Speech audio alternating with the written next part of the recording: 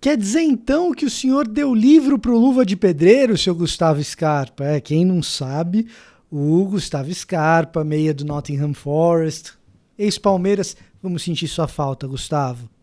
Vamos sentir sua falta, Scarpinha. Mas Gustavo Scarpa deu pro Luva de Pedreiro, no Amigo Secreto do Fantástico, skate, deu cubo mágico e livro.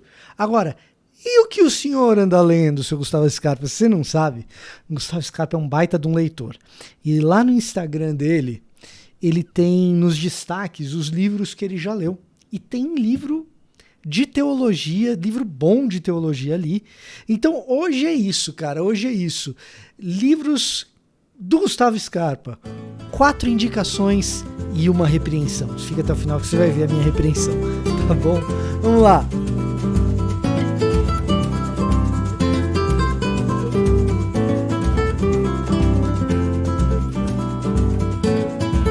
Olá, eu sou o Victor Fontana, esse aqui é o meu canal, ele pode ser um pouco seu também, para isso basta que você se inscreva nesse canal, ative as notificações, deixe o seu like, o seu comentário e quem sabe comece a ler junto com a gente, porque aqui a gente fala de Bíblia, de teologia, todos os dias. Se você gosta desses assuntos, esse aqui é o seu lugar. E vídeo sobre livro, você já sabe, né?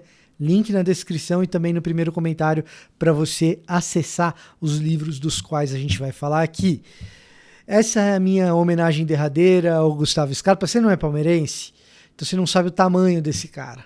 Talvez você venha saber se o próximo técnico da seleção começar a convocar o rapaz da bola parada, o homem que faz todo mundo no elenco pensar mais com livros, com cubo mágico, o homem do skate e os livros que o cara lê. Então eu separei aqui 4 livros que estão lá nos destaques do Gustavo, que eu acho que você poderia ler, seria um grande benefício para o teu conhecimento teológico, para o teu conhecimento bíblico, se você lesse também. E um livro que o Gustavo só disse que leu, mas não elogiou. E eu vou explicar. Gustavo, você vai entender por que você não gostou desse livro aí que você leu. Eu vou explicar para você por que ele é ruim e por que você não elogiou. Talvez você já saiba. Até parece que o Gustavo Scarpa ia ler isso daqui. Gente, marca o Gustavo Scarpa nas redes sociais, fala, tem um vídeo falando dos seus livros aí. Quem sabe ele vê. Mas tudo bem. Vamos lá. Primeiro livro que eu selecionei de muitos que o Gustavo Scarpa indica, O Discípulo Radical, do John Stott. John Stott é pastor já falecido, anglicano, uma das principais vozes do evangelicalismo do século XX, principalmente na segunda metade do século XX, a pessoa que trouxe uma certa unificação para o mundo missionário e para o jeito de se pensar missões ali no século XX ao redigir o Pacto de Lausanne. Claro, o Pacto de Lausanne, no movimento de Lausanne, traz ideias de gente de tudo quanto é origem, de um monte de teólogos, em especial os latino-americanos, para nós aqui, Samuel Escobar, René Padilha, mas John Stott é aquele que coloca uma cara na redação para que todas as delegações ali do movimento de Lausanne pudessem concordar no tal pacto. John Stott é uma figura central para o evangelicalismo anglicano também. Então, e um grande escritor, um expositor do Novo Testamento exímio. E o Discípulo Radical, eu tô com cola aqui hoje, tá, gente? O Discípulo Radical do Stott, ele é um livrinho não muito grande, então você pode lê-lo rapidamente, em um final de semana, em uma sentada. Quem lê rápido lê em uma tarde, pouco mais de 120 páginas na edição brasileira da Editora Ultimato. E o chamado para esse discipulado radical é um chamado para não conformidade. Em outras palavras, assim, o que o status quo, o que o mundo que nos cerca pede de nós, pede que a gente faça, para que a gente seja incluído, para que a gente usufrua do que é bom na sociedade, e o que Cristo pede de nós. E muitas vezes é uma vida do avesso, muitas vezes é uma caminhada radical, é uma caminhada de não conformidade, uma caminhada de sempre pensar do avesso. Baita leitura, recomendo, assim como Scarpinha. Cara, baita de uma leitura. Discipulado do Bonhoeffer. Dietrich Bonhoeffer, ou Bonhoeffer, para quem gosta de falar do jeito mais abrasileirado, certo? É uma obra que tem muito a ver com essa primeira. Discipulado, na verdade, ali no alemão, o ato de seguir. Quando isso foi traduzido para o inglês, virou The Cost of Discipleship.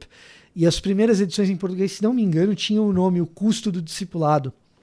O ato de seguir a Jesus tinha um custo muito elevado, em especial na Alemanha em que surgia o nazismo, em 1937, quando Dietrich Bonhoeffer escreve esse livro. Ele escreve esse livro como um tratado de resistência, de seguir a Jesus, muito na ideia daquilo que Stott muito mais tarde escreveria, do avesso daquilo que era esperado. Por quê? Porque o cristianismo alemão, de modo geral, não é todo mundo, e eu diria que não é... Foi a maioria, mas... Bom, o cristianismo alemão de maneira geral, certo? Tinha muita oposição, mas de maneira geral, no surgimento do nazismo, apoiou o nazismo, tá? Então, Dietrich Bonhoeffer, nesse contexto, ele tinha que dizer que o ato de seguir a Jesus Cristo é diferente de fazer o que o cristianismo está fazendo aqui na Alemanha, apoiando esse tipo específico de nacionalismo que tem Adolf Hitler como líder. E então surge esse livro, O Ato de Seguir, o Discipulado, que tem um custo que, para ele, Bonhoeffer, foi o custo da própria vida, né?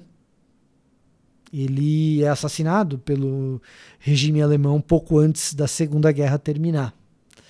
Então, temos aí 2 livros extraordinários, espetaculares, para fortalecer a sua fé, para fortalecer a tua inteligência, para fortalecer a tua maneira de interpretar o mundo e a vida e a teologia. Terceiro livro não é um livro de teologia, é um livro de literatura, do Franz Kafka. E eu achei genial o comentário do Scarpa sobre o livro, que ele fala assim, que é um livro que não tem muito pé nem cabeça, mas que ele achou maneiro, que ele achou legal. E a lógica do processo é precisamente explicitar o absurdo e como o absurdo está presente no nosso cotidiano, como o absurdo faz parte da nossa vida. A gente imagina que a vida sempre vai fazer sentido e tem muita coisa nela que não faz. Então, Kafka, ele conta uma história de algo que tudo parece estar fora do lugar. Também é um livro curto, denso, mas curto. E o propósito dele não é que você entenda, o propósito dele é que você perceba naquela história que ele está contando que tem muita coisa que não dá para entender. Tá? A experiência do processo é essa.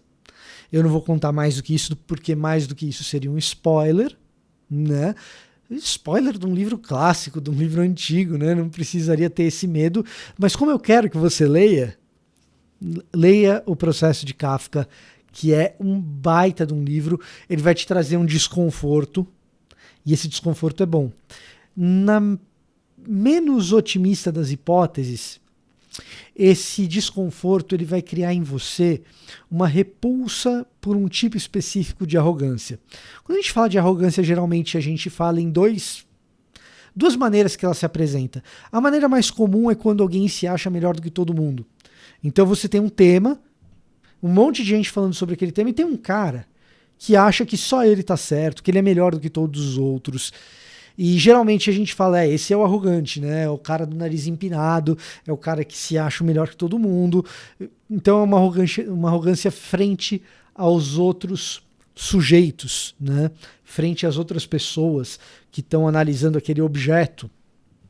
Geralmente a gente acha que o arrogante é esse cara, que se acha melhor que todo mundo. Mas tem um segundo tipo de arrogância que o processo ajuda a gente a perder. Que segundo tipo de arrogância é esse? É arrogância frente ao próprio objeto de estudo. Ou seja, o que eu estou querendo dizer? Você vai falar de um determinado tema, você vai falar de uma determinada coisa, e aquela coisa ela é complicada, ela é complexa, ela é difícil de explicar, e às vezes você nem se acha melhor do que todo mundo, você não se comporta como se você fosse melhor do que os outros, mas você se comporta como se aquela coisa que é complicada fosse simples. E você subestima o objeto, você subestima o tema, você subestima o mundo e você acha que tudo é fácil, que tudo é simples de explicar e que as coisas se resolvem num passe de mágica. Isso é arrogância também. Esse tipo de arrogância que olha para as coisas complexas e as trata como se fossem simples, ela é derrubada quando você lê direito um livro como O Processo, de Kafka. Porque vai explicar esse processo. Então, lê e depois você me conta o que você achou do processo. Lembrando que os links para esses livros estão aqui na descrição e também no primeiro comentário. Quarto livro, espetacular. É outro livro de ficção, é outra historinha, é outra novela que o Scarpa leu e indica, que é Cartas de um Diabo ao Seu Aprendiz, de C.S. Lewis. O Scarpa lê Lewis pra caramba.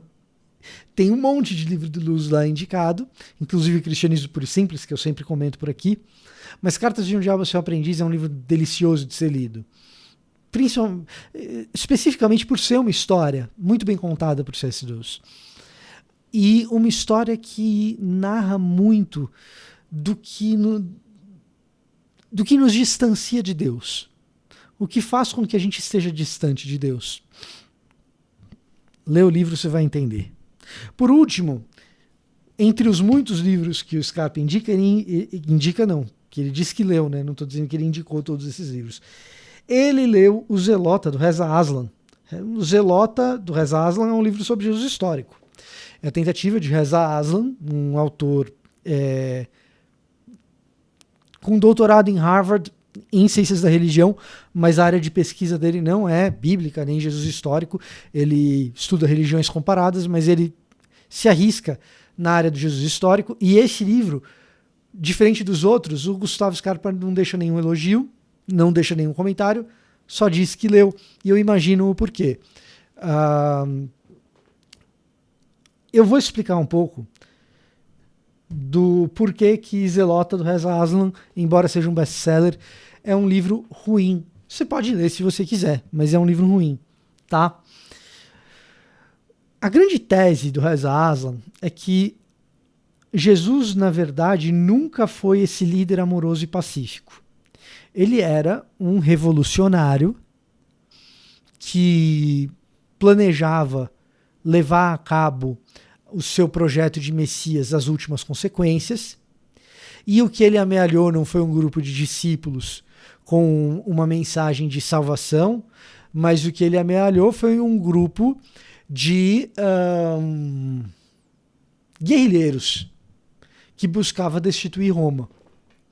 E a história de Jesus vira a história desse Jesus pacifista, com uma mensagem espiritual, depois do ano 70, quando os cristãos percebem que qualquer tentativa de derrubar Roma seria fútil, então eles começam a se aproximar de Roma e desenham um Jesus que fosse mais pacífico, com uma mensagem de paz e amor, para que eles mesmos, cristãos, não fossem perseguidos.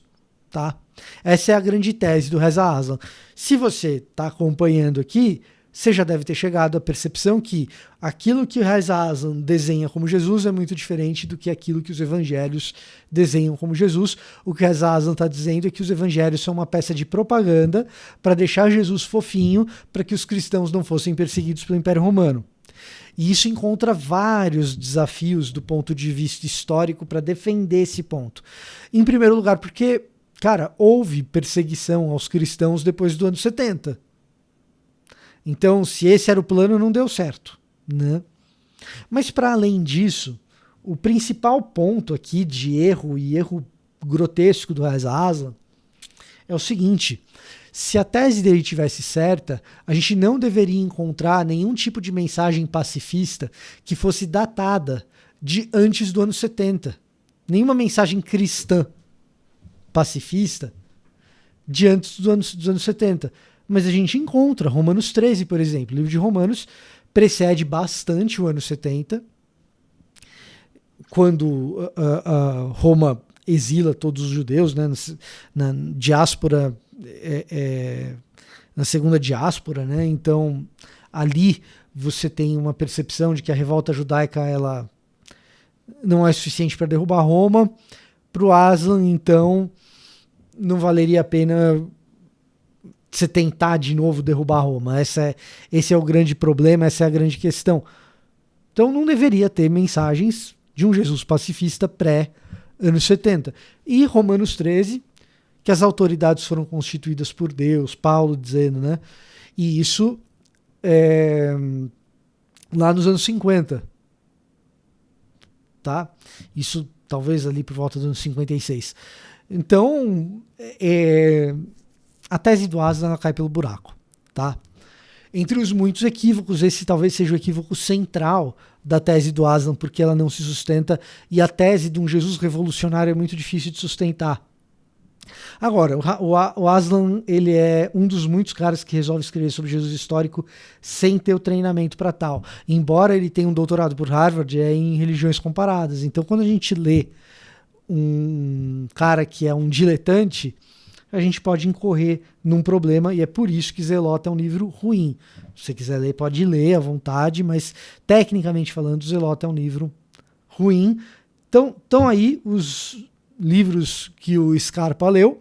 Os 4 mais indicáveis vão estar aqui na descrição, tá bom? 4 livros para você, de repente, passar aí o final de ano, o ano novo. Esse era o meu recado para hoje, eu vou ficando por aqui, até a próxima.